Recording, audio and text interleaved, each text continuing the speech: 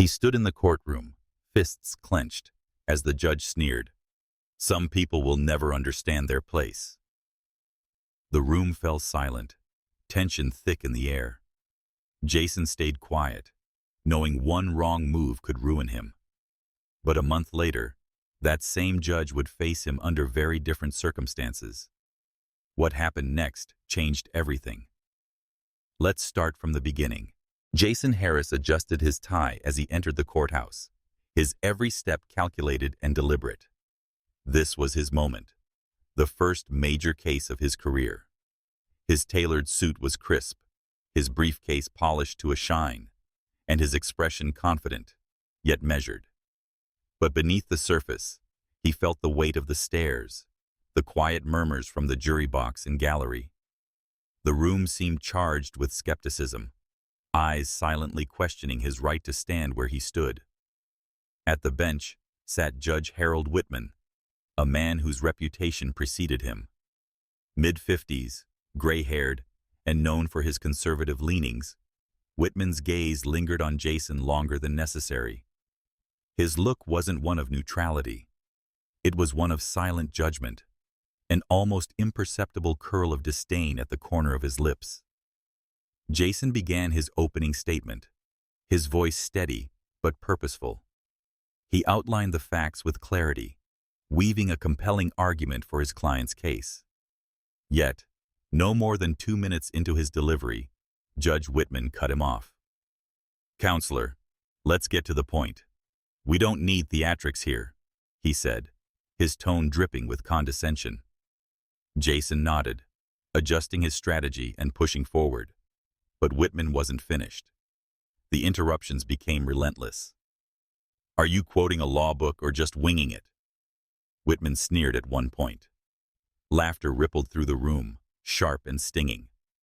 Jason's jaw tightened, but he refused to let his frustration show. He stayed focused on his argument, determined not to lose control, even as Whitman's mocking quips continued. Then came the moment that froze the room. Addressing the opposing counsel, Whitman smirked and said, "Well, at least some lawyers in this courtroom know their place." Gasps broke the tense silence. Jason stopped mid-sentence, his hands gripping the edge of the table. The words cut deeper than the judge could imagine. Jason felt the weight of history in those few syllables, the systemic injustice that so many before him had endured. Anger surged within him, but he held it back, knowing a single outburst could ruin everything. The courtroom buzzed with unease, and Jason knew this battle was only beginning. In the days that followed, Jason Harris faced a quiet but calculated onslaught. Judge Whitman made a point to deny nearly all of his motions, often dismissing them with sharp, sarcastic remarks. "That's not how we do things here, counselor," Whitman quipped during one of Jason's attempts to challenge the admissibility of evidence. The gavel came down, as if to punctuate the power imbalance in the room. Each rejection was a blow, not just to Jason's case, but to his growing sense of futility. The courtroom wasn't silent in its judgment either. Spectators whispered under their breaths, exchanging knowing glances as Jason struggled to press forward despite the stacked odds. His colleagues, though sympathetic, urged him to stay quiet. "Pick your battles," one of them said. "Whitman won't bend. Don't give him an excuse to bury you." But for Jason, it wasn't just about this one case anymore. It was about standing his ground in the face of the injustice that was playing out for everyone to see. Even so, the constant undermining began to take its toll. At night, in the quiet of his apartment, he replayed the moments over and over, his confidence eroding as doubt seeped in. One evening, Jason found himself sitting across from Gloria Tate, his mentor and a retired black judge who had seen her share of the system's failings. Gloria's voice was steady but firm as she looked him in the eye. "Jason, this isn't just about winning a case. It's about what you represent. You're fighting more than Whitman. You're fighting a system that spent decades silencing voices like yours. but don't you dare let them break you." Jason nodded, but her words, as inspiring as they were, didn't erase the growing weight of the uphill battle.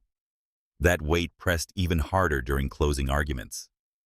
As Jason delivered a passionate plea for justice and accountability, his voice clear and firm, Whitman cut him off mid-sentence. "Let's wrap this up. We don't need a sermon," the judge sneered. Laughter rippled through the audience. Jason's chest tightened, his composure threatening to crack. "Yet," he finished, voice trembling but unwavering. He refused to let Whitman's disdain silence him, even as the room seemed poised to dismiss everything he stood for. A month after the trial, Jason Harris was working late at his desk when his phone buzzed with an unexpected call. The voice on the other end was calm but carried weight. The state's Judicial Ethics Board had opened an investigation into Judge Harold Whitman, prompted by numerous complaints of bias and misconduct. Jason's immediate reaction was disbelief.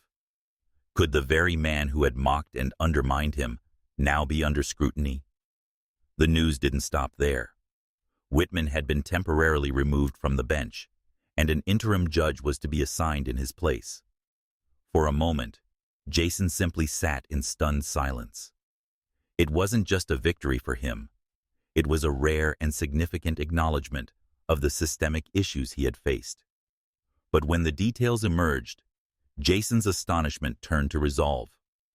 The Ethics Board had appointed Jason to a special task, reviewing Whitman's rulings in key cases to assess their fairness. At first, Jason hesitated. The assignment felt daunting, and the idea of digging into Whitman's work brought back the sting of humiliation he had endured in court. But as Gloria Tate reminded him during one of their late-night discussions, this was more than a job. It was an opportunity to make change. "You have a chance to do what so many couldn't," she said. "Make it count." Jason threw himself into the work with relentless focus. Night after night, he pored over court transcripts, scrutinizing each decision Whitman had made. Patterns of bias became glaringly obvious. He saw rulings that disproportionately favored certain parties, dismissals that ignored critical evidence, and moments where Whitman's disdain for specific attorneys, like himself, had clearly influenced outcomes. Every ruling Jason recommended for review or reversal felt like a small step toward justice. He consulted Gloria frequently, her wisdom and experience a guiding light. As word of Whitman's investigation spread, Jason became a quiet symbol of hope. Young lawyers, especially those from marginalized backgrounds, watched his progress, inspired by his resilience. Whitman's temporary downfall wasn't the end of the fight, but it marked a shift. For Jason, it was a reminder that even the most entrenched systems could be challenged, one case at a time. Weeks later, Jason walks into the courthouse again, not as a lawyer, but as the acting presiding judge for the Whitman hearings. The courtroom is silent as he takes his seat, his presence commanding respect. Judge Whitman enters, his usual air of superiority replaced with discomfort. Jason speaks with calm authority. "We are here to determine whether justice has been served under your rulings, Judge Whitman." As the hearing progresses, Jason's meticulous preparation becomes evident. He highlights patterns of discrimination, presenting undeniable evidence of bias. Whitman's defense falters under scrutiny. The audience, filled with journalists and community leaders, watches in awe as Jason methodically dismantles the facade of impartiality. The final ruling comes. Whitman's judicial career is over. The decision sparks headlines, and Jason's composure and determination become a rallying cry for marginalized communities. In the days that follow, Jason is inundated with messages from young lawyers, thanking him for being a beacon of hope. One letter stands out, a handwritten note from a Black teenager aspiring to study law. It reads, "Because of you, I know it's possible." Jason smiles, holding the note close. The fight isn't over, but for the first time, He feels the weight of change. His journey has inspired others to believe that justice, no matter how delayed, can prevail.